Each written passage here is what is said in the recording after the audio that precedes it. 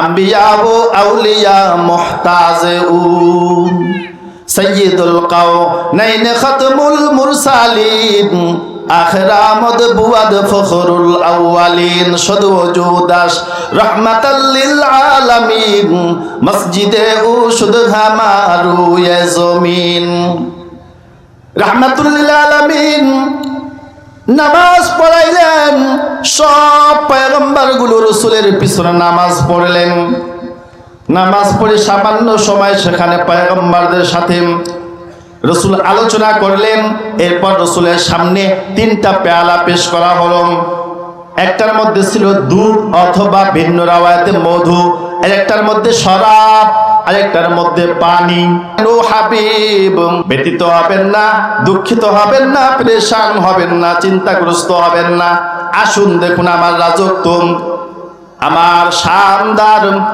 আরশ কুরসি লৌহ কলম শুধু তাই নয় আমি রব্বে কারীম আপনার বেদনা ভুলানোর জন্য আপনার শোক ভুলানোর জন্য মেরাজ নামক দিদার দিয়ে আমি আল্লাহ সশরীরে আপনার সাথে ওপেন ভাবে দিদার দিয়ে আপনার ব্যথাকে আমি ভুলাইয়া দিব।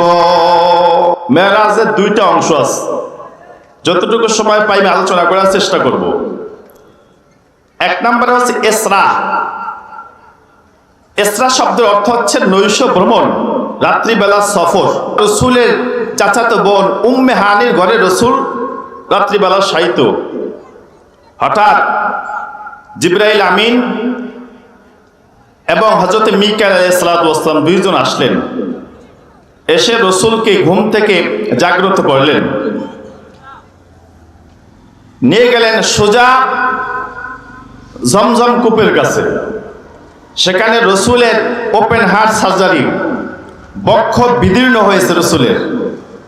এই বক্ষ বিদীর্ণ সম্পর্কে কোরআন এবং হাদিসের আলোকে সবচাইতে নির্ভরযোগ্য কওল অনুযায়ী তিনবারের ইতিহাসে পাওয়া যায়।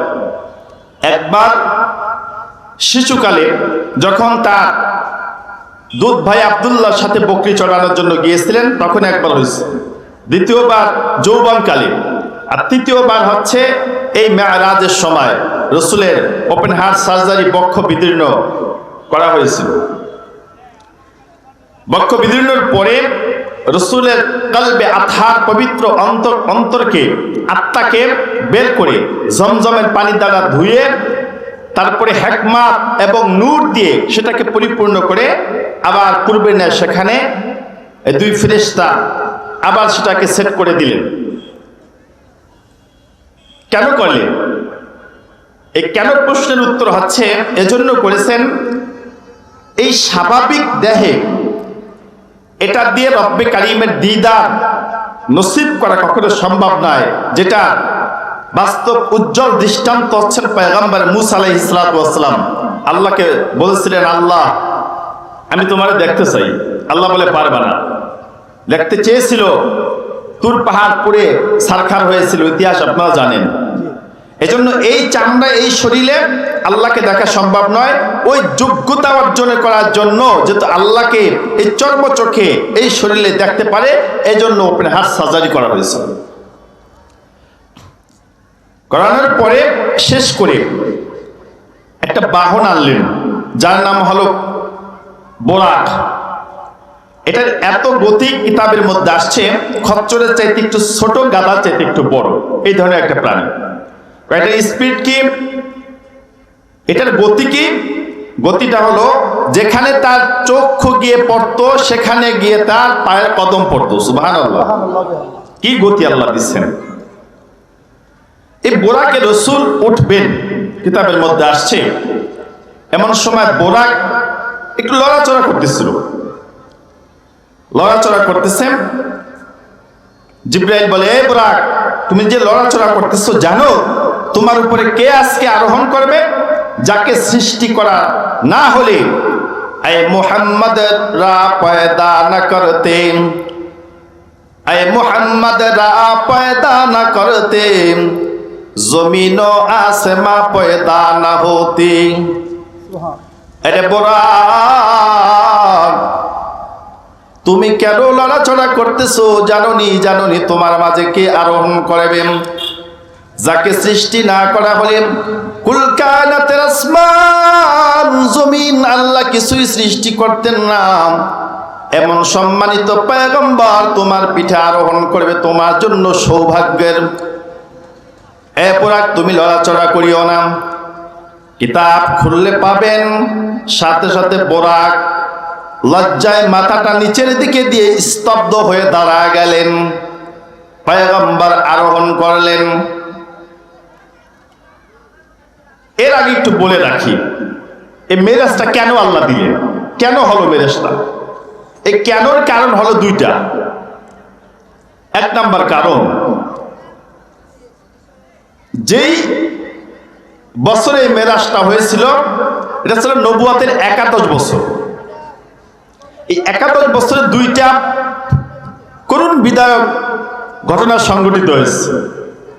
একটা ছিল আম্মা জান খাদিজাতুল কুবরা তিওধান দুনিয়া থেকে চলে গেলেন। 3 দিনের ব্যবধানে রাসূলের চাচা আবু তালেব তিনিও দুনিয়া থেকে বিদায় নিলেন। এই দুইজন বিদায় নিলেন, রাসূল ভেঙ্গে পড়লেন। কেন ভেঙ্গে পড়লেন? সিরাতের কিতাব খুললে পাবেন পয়গম্বর আরবীর নবুয়তের দায়িত্ব আঞ্জাম দিতেন। পয়গম্বর আরবী যখন এই আয়াত নাজিল হইল, ওয়া আনদির আশিরাতাকাল আকরাবিন, হে নবী আপনার নিকটতম আত্মীয় স্বজনদেরকে ভয় দেখান। কিসের ভয়? জাহান্নামের ভয়। কিসের ভয়? পরকালের ভয়। কিসের ভয়? কবরের শাস্তির ভয়। রাসূল দিন প্রচার করেন, সারা আরববাসী তার বিরোধিতায় লিপ্ত হয়ে গেল। সিরাতের কিতাবের মধ্যে আসছে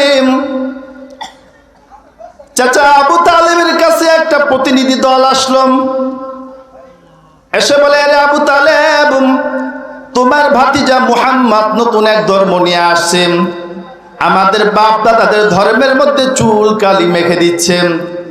এই আবু তালেব, আমরা তোমাকে সতর্ক করছি, তুমি তোমার ভাতিজাকে বুঝাও তিনি যেন তার এই কাজ থেকে নিজেকে নিবৃত রাখেন। আবু তালেব রাসূলের কিছুই বললেন না। দেখতেছেন কুরবান নয়, রাসূলের এই কাজের গতি আরো বাড়তেছে। এবার কাফেরদের পক্ষ থেকে বড় বড় লিডাররা একত্রিত হয়ে আসলো। আরে আবু তালেব, প্রথমবার তোমাকে স্বাভাবিকভাবে সতর্ক করালাম, তোমার মধ্যে কোনো প্রক্রিয়া দেখলাম না, সংশোধনের কোনো বিষয় দেখলাম না। এ আবু তালেব, সাবধান করে দিতেছি, সতর্ক করে দিতেছি, তুমি তোমার ভাতিজার বুঝাও, নচেত তুমি তোমার ভাতিজার অভিভাবকের দায়িত্ব থেকে সরে দাঁড়াও, নচেত তোমরা দুইজনে সারা আরবের সমস্ত মানুষের মোকাবেলার জন্য প্রস্তুত হয়ে যাও, ময়দানে চলে আসো। রাসূল সারাদিন দাওয়াতের কাজ শেষ করে যখন সন্ধ্যাবেলায় বাড়ি ফিরলেন, চাচা বললেন, আরে ভাতিজা মুহাম্মদ, তুমি যে মিশন নিয়ে নামছো, এই মিশনকে স্তব্ধ করে দেওয়ার জন্য সারা আরববাসী একত্রিত হয়ে গেছে। সবাই বলছেন, যদি তুমি তোমার এই দায়িত্বকে না ছাড়ো, তুমি তোমার এই কর্মসূচির থেকে নিজেকে নিবৃত না রাখো, তাহলে সবাই মিলে তোমার আমার বিরুদ্ধে সংগ্রাম করবে, লড়াই করবে। তুমি কি চাও? লড়াই করবা না তোমার এই দায়িত্ব ছাড়বা? রাসূল দু চোখের পানি ছেড়ে দিলেন। দু চোখের পানি ছেড়ে দিয়ে বলেন, ও চাচা, জন্মের পূর্বেই বাবা হারাইছি, জন্মের 6 মাস পরেই মা হারাইলাম, আপনার তত্ত্বাবধানে আছি। আল্লাহ আমাকে দায়িত্ব দিয়া পাঠাইছেন তার দিন দুনিয়ায় প্রতিষ্ঠিত করার জন্য। ওই সকল আরববাসী যদি আমার এক হাতের মধ্যে চন্দ্র এনে দেয়, আরেক হাতের মধ্যে সূর্য এনে দেয়, আর আমি মুহাম্মদকে বলে, রে মুহাম্মদ, তুমি 1 সেকেন্ডের জন্য এই মিশন থেকে তুমি সরে দাঁড়াও। ও চাচা, হয়তো মিশন সাকসেস হবে, নয়তো আমার জীবন চলে যাবে, তারপরও আমি স্বেচ্ছায় এই মিশন থেকে নিজেকে 1 সেকেন্ড সময়ের জন্য দূরে সরাইতে পারবো না।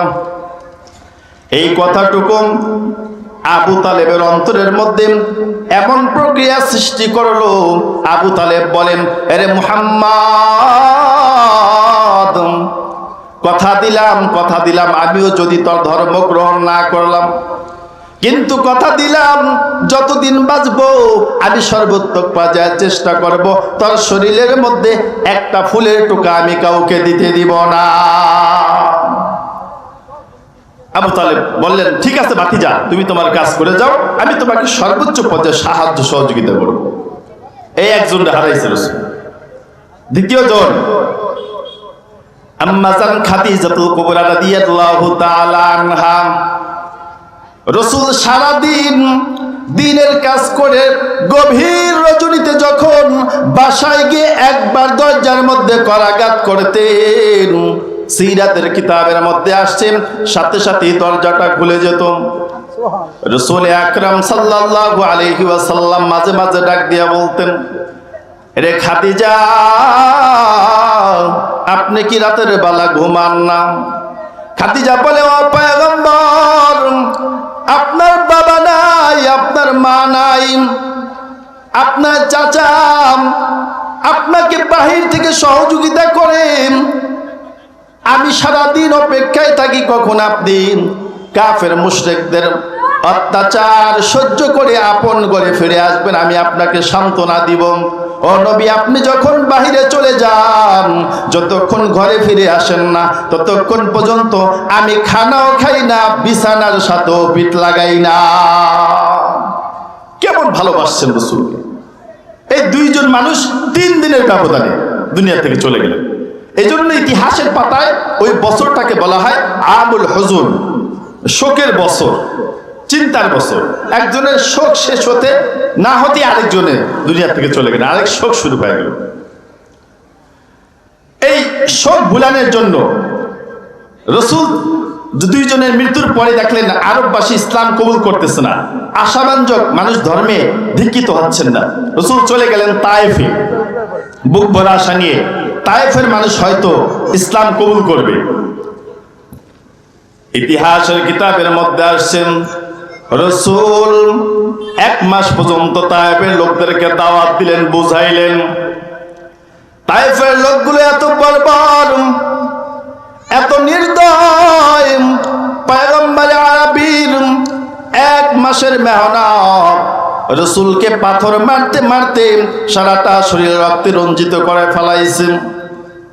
বাজারের 2 দিক থেকে পোলাপান লেলা দিছে, এই বাচ্চারা এটা হলো পাগলের শরীরের মধ্যে পাথর মারো। কিতাবের মধ্যে আসছে রাসূলের শরীর থেকে রক্ত ঝরতে ঝরতে জুতা মুবারক রক্ত দিয়া পায়ের মধ্যে আটকে গেছে।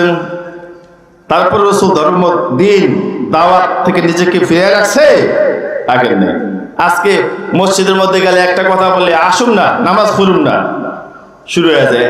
আর যদি মোকাবেলা করে ধর্ম পালন করতে হইতো, আল্লাহ জানে কি হইতো। রাসূল আকরাম সাল্লাল্লাহু আলাইহি ওয়াসাল্লামকে এই শোক ভোলানোর জন্য, সান্ত্বনা দেওয়ার জন্য আল্লাহ বলেন, ও হাবিব, ব্যতীত হবেন না, দুঃখিত হবেন না, পেরেশান হবেন না, চিন্তাগ্রস্ত হবেন না। আসুন দেখুন আমার রাজত্ব, আমার শানদার আরশ কুরসি লৌহ কলম। শুধু তাই নয়, আমি রব্বে কারীম আপনার বেদনা ভুলানোর জন্য, আপনার শোক ভুলানোর জন্য মেরাজ নামক দিদার দিয়ে আমি আল্লাহ সশরীরে আপনার সাথে ওপেন ভাবে দিদার দিয়ে আপনার ব্যথাকে আমি ভুলিয়ে দিব। কোন নবী তো দূরের কথা, কাউকে আল্লাহ রাব্বুল ইজ্জত এই মেরাজ নামক নবুয়ত, এই মেরাজ নামক নিয়ামত, মেরাজ নামক এক মুজিজা কাউকে কল্পনাও করতে দেন না। আল্লাহু আকবার। এরপরে হচ্ছে রসুল চলতেছেন বোরাকের পিছনে, মনে আছে তো? বোরাকের পিঠে চলতেছে, চলতে চলতে কিছুক্ষণ যাওয়ার পরে একজন বৃদ্ধা মহিলা রসুলকে ডাকলেন, ইয়া মুহাম্মদ সাল্লাল্লাহু আলাইহি ওয়াসাল্লাম। সে বলে না, সামনে বলতেছে, কেন বলে না? জিবরাইল বলে, ও পয়গম্বর আপনি তাকাবেন না। আরেকটু সামনে অগ্রসর হলেন, আরেকজনে ডাক দিল, একজন বৃদ্ধ।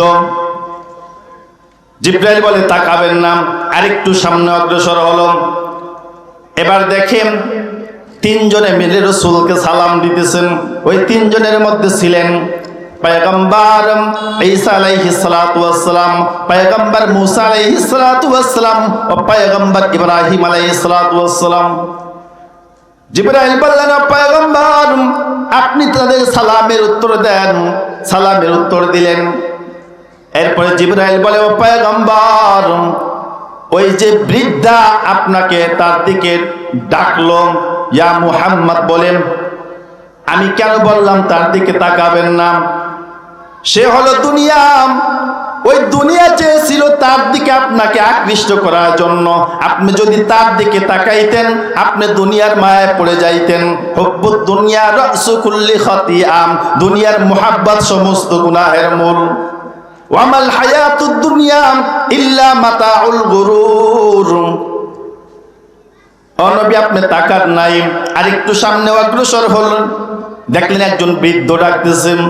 ওই বৃদ্ধ ছিল শয়তান, সে চাইতেছিল তার দিকে আপনাকে মনোনিবেশন করার জন্য, আপনি তাকান নাই। বোরাক চলতেছে চলতেছে, আরেকটু সামনে অগ্রসর হলেন। এবার দেখতেছেন রাসূলের সামনে কিছু শাস্তির বিবরণ আল্লাহ তাআলা তুলে ধরলেন। এর মধ্যে প্রথম নাম্বার একটা শাস্তির বিবরণ। রাসূল করিম সাল্লাল্লাহু আলাইহি ওয়াসাল্লাম বোরাকের পিঠে আরোহণ করে চলতেছেন। হঠাৎ দেখেন এক শ্রেণীর লোক, তাদের হাতের নখগুলো তামার নখ। ওই নখ দিয়ে তারা তাদের মুখের গোশতগুলো আঁচড়া ফেলে দিতেছে। রাসূল আশ্চর্য হয়ে জিজ্ঞেস করলেন, ও ভাই জিবরাইল এই লোকগুলো কারা? আর কেনই তাদের হাতের মধ্যে তামার নখ ফিট করে দেওয়া হয়েছে? তারা তাদের নিজেদের চেহারার থেকে গোশতগুলো আঁচড়া ফেলে দিতেছে। জিবরাইল বলে, ও পয়গম্বর এরা হলো ওই সকল গুনাহগার যারা মানুষের পরনিন্দা করত, মানুষের গীবত করত, চগলখড়ি করত। আসেনি? এটা দিয়ে দুনিয়া ভরা। এটা শুধু এটা গুনাহ মনে করা হয় না। এক পর্যায়ে আমি হুজুর মানুষ, পাশে বসছে আরেকজনের একটা বলা শুরু করলাম, সেও ডোন্ট মাইন্ড করতেছে না, স্বাভাবিক হইতেই পারে। আরেকজনের বদনাম শুনতে তো আরো মজা। আর চায়ের দোকানে গেলে তো কোনো কথাই নেই, এছাড়া তো চায়ের দোকান জমেই না। চায়ের দোকান দেখবেন এতটুকু, টেবিল সামনে দিয়া যায় তিনটা, কারণ ওখানে পয়সা এই মিটিং মিছিল যেন যত আছে দুনিয়ার গরিবের সংসদ সব বিষয় ওপেন ভাবে আলোচনা করা যায়। মানে গুনাহ আড্ডা। জিবরাইল বলে, ও পয়গম্বর এরা হলো ওই সকল গুনাহগার যারা মানুষের গীবত করত। এই গীবত করার কারণে তাদেরকে এইভাবে শাস্তি দেওয়া হইতেছে। কবিতার ভাষার মধ্যে বলেন, যারা হাতুস সিনান লাহাল তিয়ামু ওয়া মা ইয়ালতামু মা যারা আল-লিসান। কয় তরবারি যদি দিয়া কেউ কাউকে আঘাত করে, তাহলে এটার জন্য হাজার হাজার মেডিকেল ডক্টর আছে, তারা এটা প্রতিষেধকের ঔষধ মেডিসিন তারা তৈরি করছে।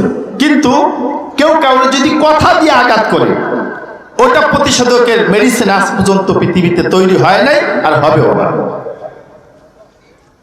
আল্লাহ তাআলা বলেন, ওয়াইলুল লিকুল্লি হুমাযাতিল লুমাযা। ওয়াইল নামক জাহান্নাম, দুর্ভোগ ধ্বংস যারা মানুষের অগ্রে পশ্চাতে মানুষের গীবত করেন, এদের জন্য ধ্বংসের বার্তা আল্লাহ দিয়েছেন। ধ্বংসের কথা রাসূল শোনায়া দিয়েছেন। এজন্য কি করা যাবে না? কথা বুঝেন না? কি করা যাবে না? গীবত করা যাবে না, কথা বুঝতে হবে, শুধু শুনলে কাজ হবে না। এই শুই না গিয়ে আবার এটা আমল করতে হবে। কতদিন বাঁচবেন? যতদিন। এজন্য আজকের আয়োজন, কানে কিছু আওয়াজ শুনবেন আর বাড়িতে চলে যাবেন আর বলবেন ওয়াজ হয়েছে একেবারে ফাটাফাটি। কালকে জিজ্ঞেস করলে একজনে কি ওয়াজ হয়েছে, এটা তো বলতে পারবো না। আর আরেক শ্রেণী দেখবেন ওয়াজ শুনছে, শুনতে শুনতে একবারে রাত পার করে দিছে ফজর সময় খাবার। এই ওয়াজ শুনে কোনো লাভ নেই। ওয়াজ শুনতে হবে, আমল ঠিক রাখতে হবে, তাহলে সেটা কাজে লাগবে। আমলের ভোল্টেজ পাওয়ার বাড়াইতে হবে। মানে যদি কমে যায়, ফরজে ছুটে যায়, তাহলে ওয়াজ শুনে লাভ নেই। এজন্য শুনতে হবে, মানতে হবে। আল্লাহ আমাদের কবুল করেন, সকলে বলেন আমিন। পয়গম্বর আরবী আর একটু সামনে অগ্রসর হলেন। এবার দেখতেছেন একটা লোক বিশাল বড় একটা রক্তের নদীর মধ্যে সাঁতার কাটতেছেন আর পাথর লোকমা বানায় খাইতেছেন। পয়গম্বর বললেন, ভাই জিবরাইল, ওই ব্যক্তিকে আর কেন ওই রক্তের নদীর মধ্যে সাঁতার কাটতেছেন আর পাথর কেন লোকমা বানায় খাইতেছেন?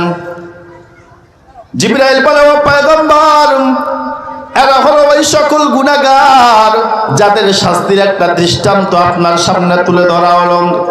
এরা হলো দুনিয়ায় ইন্টারেস্ট খাওয়ানেওয়ালা, মানে সুদখোর। এরা কি সুদখোর? সুদখোর বিষয়ে কথা বললে অনেক হুজুরকে চাকরি চলে যায়। আরে ভাই, আপনি খাইতেছেন, আল্লাহ নাফরমানি করতেছেন, অন্যায় করতেছেন, এটা কোনো দোষ না। কিন্তু আপনার কোরআনের কথা, হাদিসের কথা বললে এই হুজুর রাখা যাবে না। সুদের বিরুদ্ধে কথা কয়, ঘুষের বিরুদ্ধে কথা কয়, এই হুজুর ভালো না। হুজুর কি হুজুরের বাপের বানানো কথা বলে? কোরআন হাদিসের কথা বলে। আপনি না শুনতে পারলে মনে করবেন ইবলিস আপনার কাছে দায়িত্ব বুঝাই দিয়ে চলে গেছে, রেস্টে আছে ইবলিস। আল্লাহু আকবার। সুদের সর্বনিম্ন গুনাহ আপন মায়ের সাথে জিনা করলে যে গুনাহ হয়, এ সর্বনিম্ন। তাহলে বুঝুন উচ্চ পর্যায়ের গুনাহ কোন পর্যায়ে। আল্লাহ আমাদের সকলকে সুদ মুক্ত জিন্দেগি অতিবাহিত করার তৌফিক দান করুন, আমিন আমিন। আর একটু সামনে অগ্রসর হলেন। এবার দেখতেছেন একদল লোকের সামনে কিছু ভুনা গোশত রাখা আর কিছু কাঁচা গোশত রাখা। ওই লোকগুলো ভুনা গোশত রেখে কাঁচা গোশত গুলো খাইতেছে।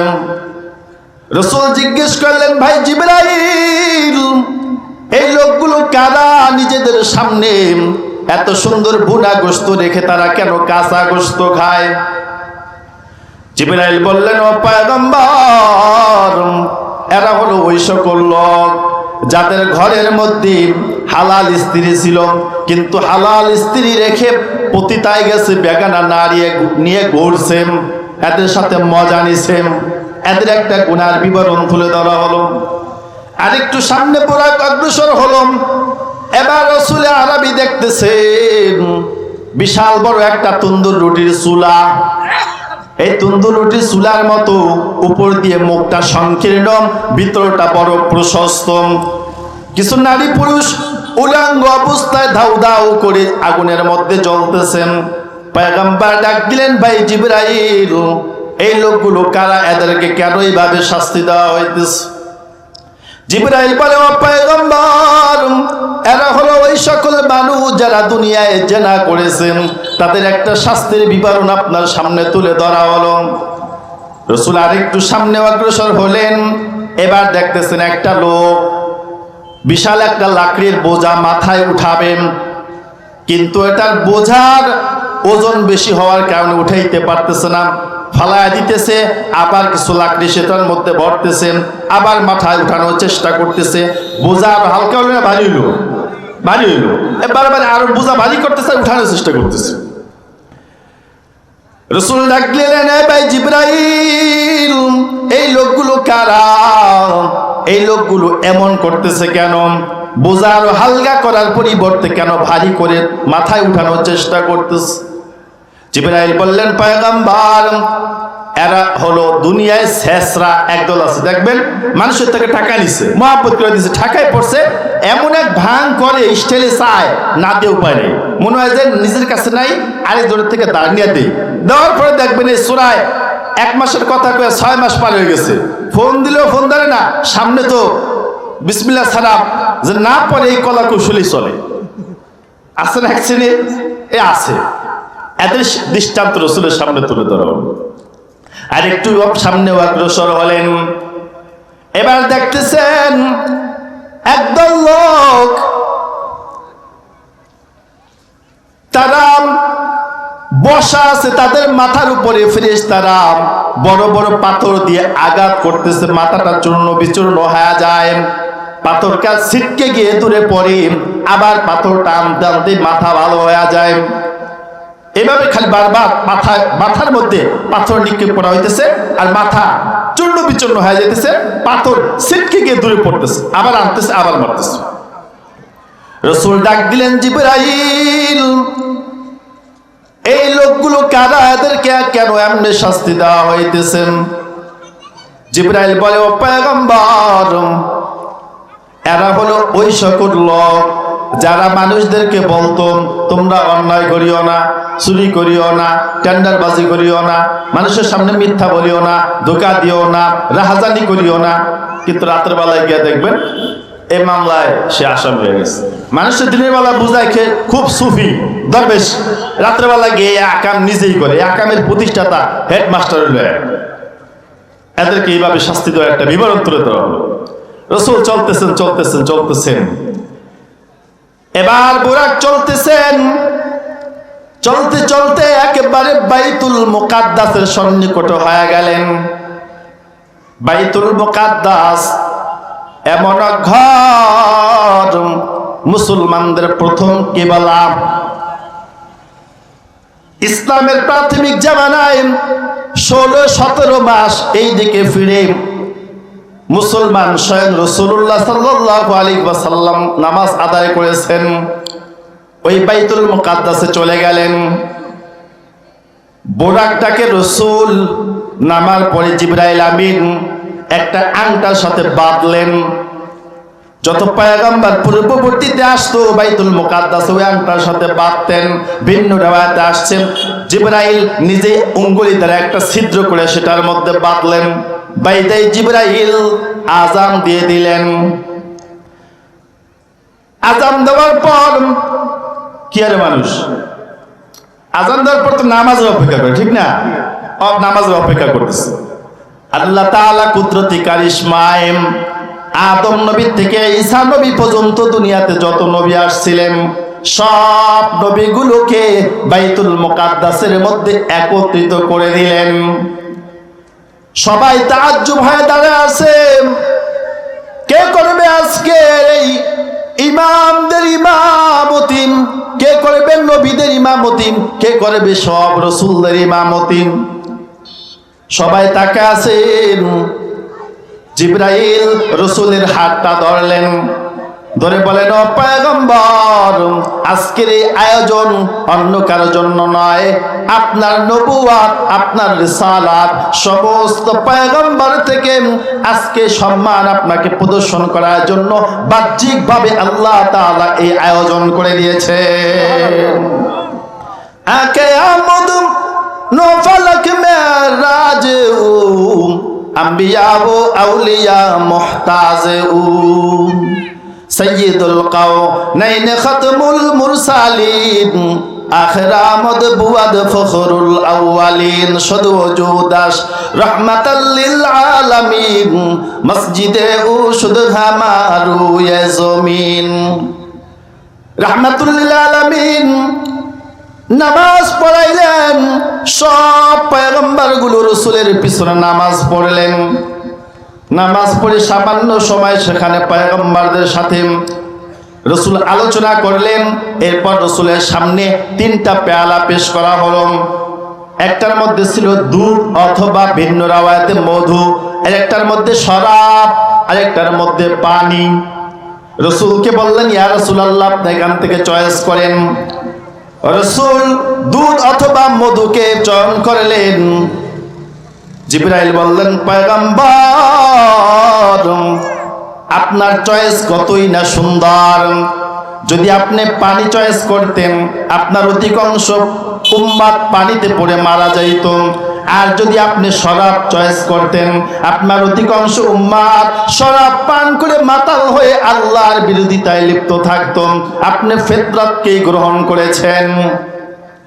বোরাকটারে ওই যে বোরাক বাঁধা আংটার সাথে। এবার এখান থেকে হলো মেয়ারাজ। এখান থেকে কি এই পর্যন্ত কি ছিল? ইসরা, নৈশ ভ্রমণ। এই পর্যন্ত কি নৈশ ভ্রমণ, ইসরা মানে নৈশ ভ্রমণ, রাত্রিবেলা সফর।